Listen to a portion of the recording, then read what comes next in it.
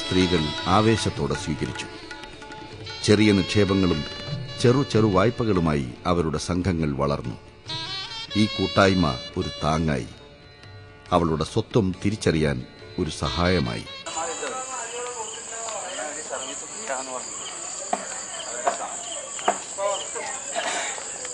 ആദ്യഘട്ടങ്ങളിൽ സ്ത്രീകളുടെ സ്വയം സഹായ സംഘങ്ങൾ മാത്രമാണ് രൂപീകരിച്ചിരുന്നത്. 2000 കൂടിയായിരുന്നു പുരുഷന്മാരുടെ സ്വയം സഹായ സംഘങ്ങളുടെ രൂപീകരണത്തിലേക്ക് ഗാന്ധിസ്മാരക ഗ്രാമസേവക കേന്ദ്രം കിടക്കുന്നത്. ഗാന്ധിസ്മാരക ഗ്രാമസേവക കേന്ദ്രത്തിൻ്റെ പുരുഷന്മാരുടെ സ്വയം സഹായ സംഘങ്ങളെ ഞങ്ങൾ യുവജന സ്വാശ്രയ സംഘങ്ങൾ എന്ന പ്രത്യേക പേരിലാണ് അത് അറിയപ്പെടുന്നത്.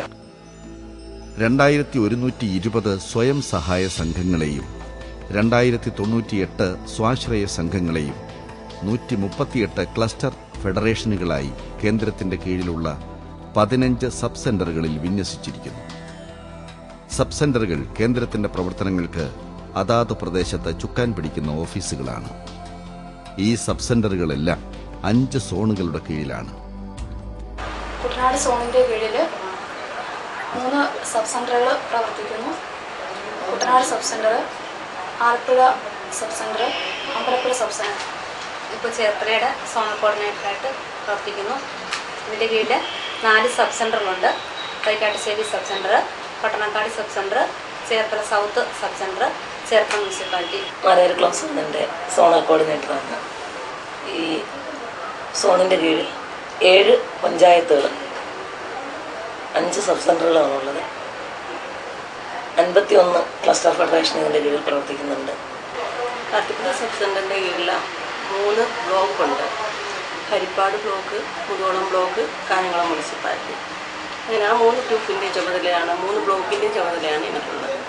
അവിടെ ഏതാണ്ട് 303 ഗ്രൂപ്പുകൾ ഉണ്ട്. 3 സബ് സെൻ്ററിലായിട്ട്, സബ് സെൻ്റർ ആയിട്ടില്ല. ഇപ്പോൾ അത് നമ്മുടെ സബ് ഓഫീസായിട്ട് കാട്ടിപ്പുഴ സബ് സെൻ്ററാണ് വർക്ക് ചെയ്യുന്നത്. 5ാമത്തേതായ ചെങ്ങന്നൂർ സോണിന്റെ കീഴിൽ Mavelikkara urban, Chengannur block, Pandalam block, Chengannur urban എന്നീ സെന്ററുകളാണുള്ളത്. സ്വയം സഹായ സംഘങ്ങളും സമാന മാതൃകകളും ജനങ്ങളുടെ ഉടമസ്ഥതയും ഉത്തരവാദിത്വവും അവരുടെ പരിപൂർണമായ നിയന്ത്രണത്തിൽ പ്രവർത്തിക്കേണ്ട വളരെ വികേന്ദ്രീകൃതമായ ഒരു മാതൃകയായിട്ട് അവശേഷിപ്പിക്കണമെന്നാണ് ഞങ്ങൾ ആഗ്രഹിക്കുന്നത്. ഗാന്ധിസ്മാരകം ചെയ്യുന്നതും അങ്ങനെയാണ്.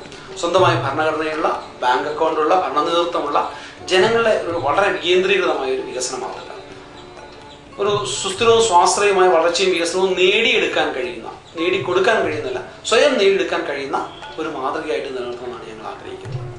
ഇതൊരു പുതിയ ആശയമൊന്നുമല്ല. ഇത് വളരെ പുതിയ കണ്ടുപിടുത്തമായിട്ട് അവതരിപ്പിക്കാറുണ്ട്. ഒട്ടും പുതിയ കാഴ്ചയല്ല. 2000 നൂറ്റാണ്ടുകൾക്ക് പിന്നിൽ ക്രിസ്തുദേവൻ നമ്മളോട് പറഞ്ഞൊരു കാര്യം ഇതാണ്: നിന്നെ പോലെ നിന്റെ അയൽക്കാരനെ സ്നേഹിക്കുവാൻ. പരമകാരനായ അള്ളാഹു നമ്മളോട് പറഞ്ഞ ഇതാണ്: നീ നിന്റെ അയൽവാസി പട്ടിണി കിടക്കുന്ന സാഹചര്യം ഉണ്ടാക്കരുത്. നിന്റെ അയൽവാസി പട്ടിണി കിടന്നാൽ നിനക്ക് സ്വർഗ്ഗരാജ്യം ലഭിക്കില്ല എന്നാണ് പറഞ്ഞത്. ശ്രീനാരായണ ഗുരു, മലയാളിയുടെ ആത്മീയ ഗുരു, പറഞ്ഞത് എന്താ? അയൽ തഴപ്പതിനായി അതിപ്രയത്നം നയമറിയുന്നവരെന്നാചരിച്ചതെന്നാണ് പറഞ്ഞത്. അപ്പൊ ഏത് സാമുദായിക പരിഷ്കർത്താക്കളും മനുഷ്യസ്നേഹികളും ആത്യന്തികമായി ആഗ്രഹിച്ച, അവന്റെ മോചനം ആഗ്രഹിച്ച മാർഗം, മോചനത്തിന് വേണ്ടി അവർ നിർദ്ദേശിച്ച മാർഗം, നിന്റെ അയൽപക്കത്തുള്ള മനുഷ്യരുമായി രഞ്ജിപ്പിൽ പാവുക, അവനുമായി സമന്വയിച്ച് പോവുക എന്നുള്ളതാണ്. അപ്പൊ ആ മാർഗത്തെ വീണ്ടും നമ്മുടെ സ്വാർത്ഥ ലാഭത്തിന് വേണ്ടിയിട്ട്, നമ്മുടെ വിഭാഗീയതയ്ക്ക് വേണ്ടി ഉപയോഗിക്കുന്നതെങ്കിൽ വീണ്ടും വിഭാഗീയതകളെ ഊട്ടിയുറപ്പിക്കാൻ ഈ മാർഗം സഹായകമാവത്തുള്ളൂ. അത് രാഷ്ട്രീയക്കാരാണ് തുടങ്ങിയത്. രാഷ്ട്രീയക്കാരുടെ ചുവട് പിടിച്ചുകൊണ്ട് ഇന്ന് ജാതി സംഘടനകളും മതസംഘടനകളും എല്ലാവരും എത്തിയിരിക്കുന്നു എന്നുള്ള ദുരന്തം നമ്മൾ നേരിടുന്ന പ്രധാനപ്പെട്ട വെല്ലുവിളികളിൽ ഒന്നുകൂടിയാണ്. ഇപ്പോൾ ഗാന്ധിസ്മാരക ഗ്രാമസേവക കേന്ദ്രത്തിന്റെ അനുഭവത്തിൽ പറയുകയാണെങ്കിൽ ഒരു ഗ്രൂപ്പ് 6 മാസം ആവുകയും, അതുപോലെ തന്നെ ഇപ്പോൾ ഞങ്ങൾ പറഞ്ഞിരിക്കുന്ന ക്ലസ്റ്റർ ഫെഡറേഷൻ, അതുപോലെ അപ്പസ് ഫെഡറേഷൻ, സബ് സെന്റർ, ഇങ്ങനെയുള്ള പല സംവിധാനത്തിൽ കൂടിയാണ് ഒരു ഗ്രൂപ്പിന്റെ വായ്പ അപേക്ഷ വരികയും അതുപോലെ തന്നെ കൃത്യമായ ഒരു വിലയിരുത്തൽ നടത്തുന്നുണ്ട്.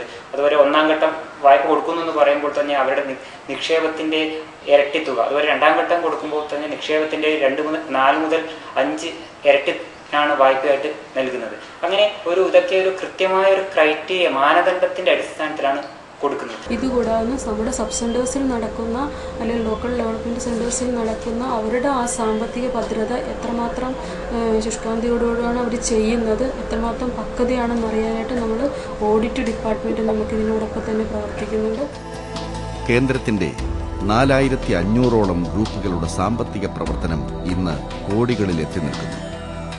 പൂർണ്ണമായും ബാങ്കുകളുടെ വായ്പയെ ആശ്രയിച്ച് വളരെ തുച്ഛമായ മാർജിൻ എടുത്തുകൊണ്ടാണ് ഗാന്ധി സ്മാരക കേന്ദ്രം പ്രവർത്തിക്കുന്നത്. ഏകദേശം നമ്മൾ 98-ൽ 65,000 നമ്മുടെ ബാലൻസ് ഷീറ്റ് പരിശോധിച്ച് നോക്കിയാൽ 65,000 രൂപ ബാലൻസ് ഷീറ്റ് നമ്മളുടെ ഫൈനാൻഷ്യൽ സ്റ്റെബിലിറ്റി ഉണ്ടായിരുന്ന സമയത്ത് ഇപ്പോൾ ഏകദേശം 16 കോടി കഴിഞ്ഞ്. ഇനിയിപ്പോൾ 2007, 2008, 2009 കാലയളവിൽ ഏകദേശം ഒരു 20 കോടി നമ്മൾ എത്തുമെന്നുള്ള പ്രതീക്ഷയിലാണ്.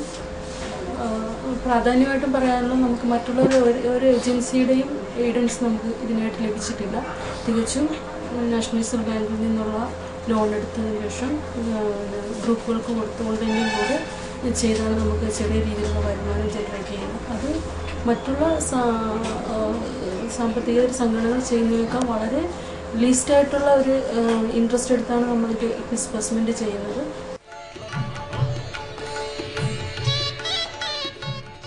കേന്ദ്രത്തിന്റെ കഴിഞ്ഞ ഒരു ദശകത്തെ പ്രവർത്തന ഫലമായി 10,000 തൊഴിലുകളെങ്കിലും നിലനിർത്താനും 10,000 പുതിയ തൊഴിലുകൾ ഉണ്ടാക്കാനും കഴിഞ്ഞിട്ടുണ്ട്.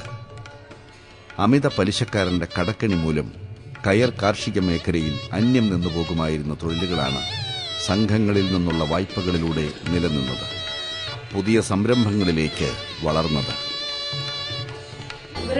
കുടുംബത്തിൽ നിന്ന് ഇവർക്കൊരു വരുമാനം എന്നുള്ള ഒരു സങ്കല്പത്തോടു കൂടി ഇപ്പൊ തൊഴിൽ കൂട്ടായ്മകളിലേക്കാണ് ഗാന്ധി സ്മാരകം മുന്നോട്ട് വയ്ക്കുന്നത്. ഗ്രൂപ്പുകൾ ഉണ്ടാക്കുന്നതിന് പകരം ഉണ്ടായിട്ടുള്ള ഗ്രൂപ്പുകളെ നിലനിർത്തിക്കൊണ്ട് ഈ ഗ്രൂപ്പുകളിൽ നിന്നും അവർക്ക് ഉപജീവന മാർഗത്തിനുള്ള തൊഴിൽ കണ്ടെത്തി അവരുടെ ഒരു വരുമാന വർധന മാർഗമായിട്ട് ഒരു ഗ്രൂപ്പിനെ മാറ്റണം എന്നുള്ള ഒരു ലക്ഷ്യമാണ് ഇപ്പൊ ഗാന്ധി സ്മാരകം മുന്നോട്ട് വിഭാവന ചെയ്യുന്ന കാര്യം.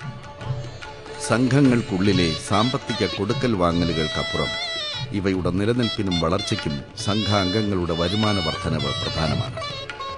കേന്ദ്രത്തിൽ അഫിലിയേഷനുള്ള സംഘത്തിലെ അംഗങ്ങളിൽ സവിശേഷമായൊരു തൊഴിൽ ചെയ്യുന്ന, അതല്ലെങ്കിൽ ചെയ്യാൻ ആഗ്രഹിക്കുന്ന 10 പേരുടെ തൊഴിൽ കൂട്ടായ്മകളാണ് ഇതിനായി രൂപീകരിച്ചത്. ഇവ ക്ലസ്റ്ററുകളായി സംഘടിപ്പിച്ചിരിക്കുന്നു. ഇവയിലൂടെ കൃഷി അനുബന്ധ മേഖലകളിലും കാർഷികേതര മേഖലകളിലും കേന്ദ്രം വിവിധ പദ്ധതികൾ നടപ്പിലാക്കി വരുന്നു. നെല്ലിന്റെ ഉൽപാദനം വർദ്ധിപ്പിക്കാനായിട്ട് ലക്ഷ്യമിടുന്ന ഒരു പദ്ധതിയാണ് അന്നപൂർണ.